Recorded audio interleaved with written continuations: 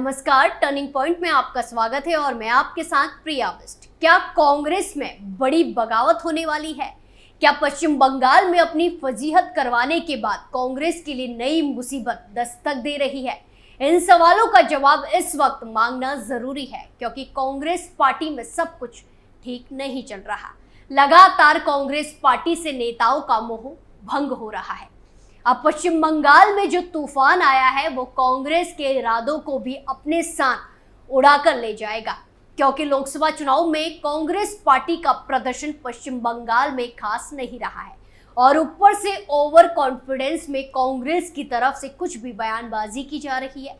लेकिन अब उनकी इस अकड़ को उनके खुद ही की पार्टी के नेता निकाल रहे हैं। लेकिन पश्चिम बंगाल कांग्रेस के लिए बड़ा नाम अधीर रंजन चौधरी कुछ बड़ा करने की प्लानिंग में है और उनके बयानों ने कांग्रेस के आलाकमान की टेंशन बढ़ा दी है, जिसके बाद मल्लिकार्जुन खड़गे से लेकर सोनिया गांधी की नींद हराम हो गई है।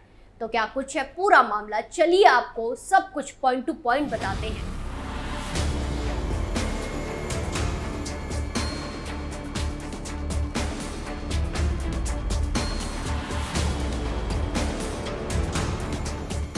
पश्चिम बंगाल कांग्रेस में बगावत, अधीर रंजन चौधरी करेंगे बड़ा खेल।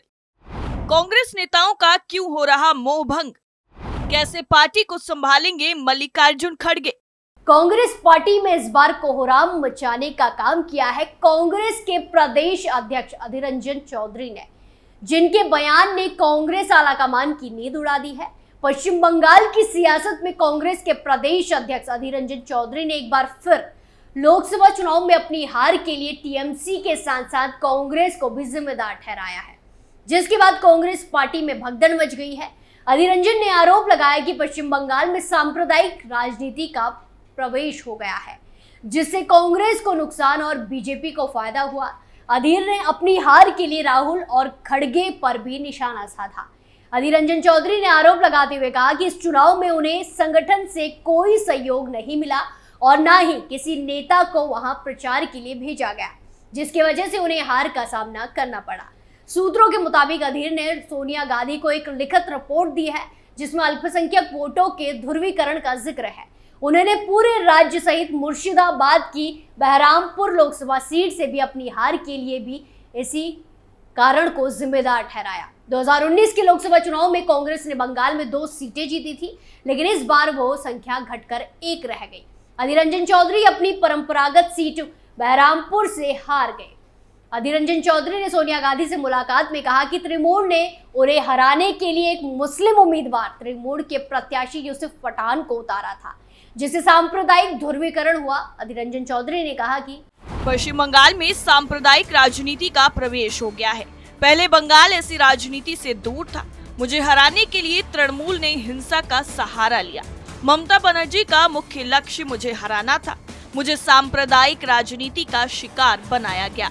चौधरी की इस रिपोर्ट से साफ है कि मुर्शिदाबाद में लंबे समय तक काम करने के बावजूद अल्पसंख्यक वोट बैंक ने उनके बजाय अपने मजहब से जुड़े उम्मीदवार को चुनना पसंद किया। चौधरी ने यह भी दावा किया कि तृणमूल ने प्रचार में एजेंसियों को किराए पर लेकर भाजपा के लिए हिंदू वोट खींचने की कोशिश की।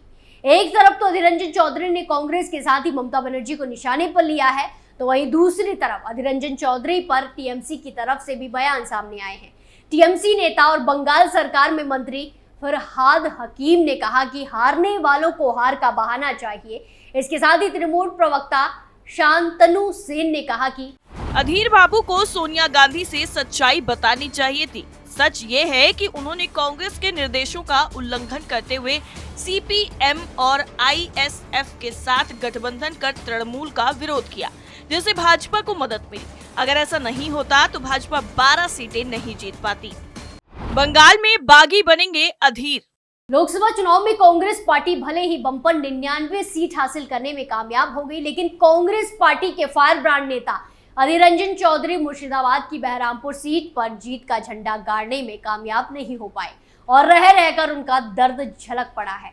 जिस चौधरी ने लोकसभा चुनाव में बीजेपी से लोहा लिया, उनकी हालत ऐसी होगी ये खुद उन्होंने भी नहीं सोचा होगा।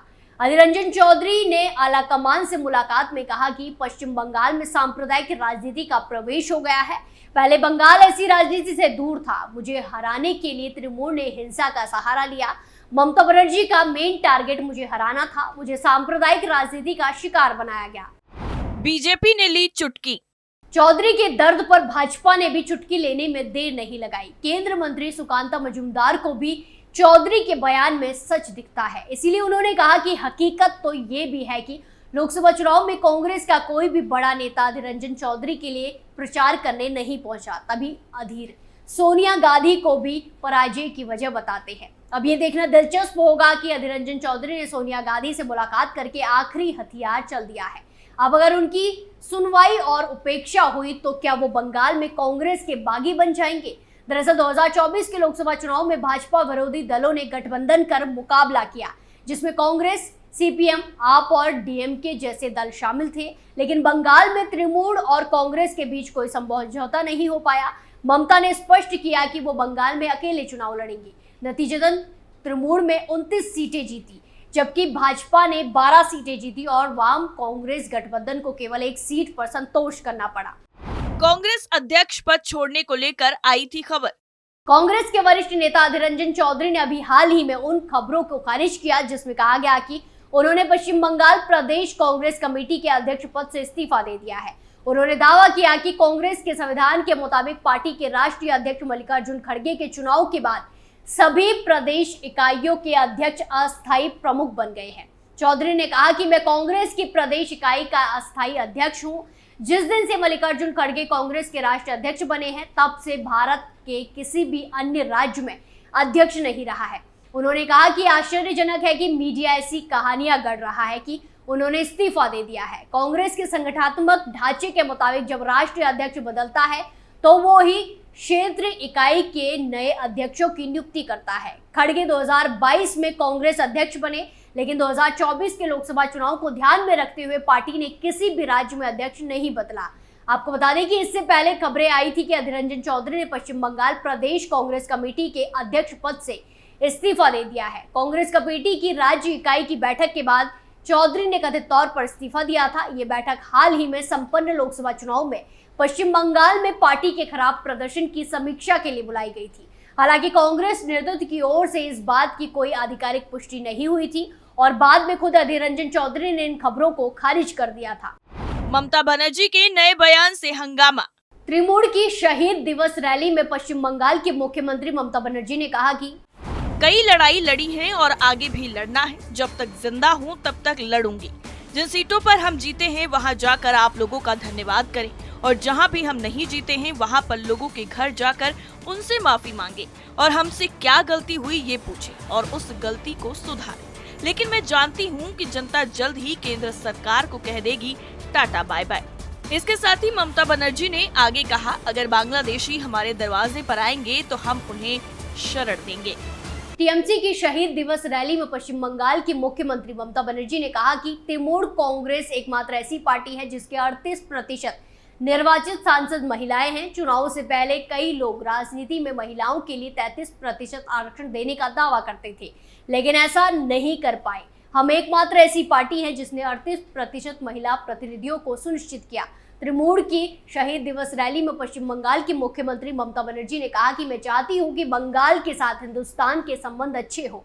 आप अखिलेश यादव यहां आए, मैं आपका शुक्रिया अदा करती हूं। मैं समाजवादी पार्टी का अभिनंदन करना चाहूंगी क्योंकि उत्तर प्रदेश में आपने जो खेल दिखाया है, मैं आपके साथ सहमत हूं कि दिल्ली में सरकार ने एजेंसी लगातार, चुनाव आयोग को लगातार जो सरकार लाई गई है वो सरकार स्थिर नहीं है, वो सरकार कभी भी जा सकती है। यानी कुल मिलाकर पश्चिम बंगाल में जमकर सियासी घमासान मचा हुआ है। एक तरफ तो ममता बनर्जी पूरी तरह से एक्शन मोड में नजर आ रही है, तो वहीं दूसरी तरफ कांग्रेस में फूट की खबरें भी सामने आ रही है। वैसे आपको बता दें कि अभी हाल ही में कई बड़े नेताओं ने कांग्रेस पार्टी को अलविदा कहा है। अब देखना होगा कि अधीर रंजन चौधरी भी कुछ ऐसा ही प्लान तो नहीं बना रहे। टर्निंग पॉइंट में फिलहाल के लिए इतना ही। बाकी तमाम खबरों के लिए देखते रहिए कैपिटल टीवी। नमस्कार।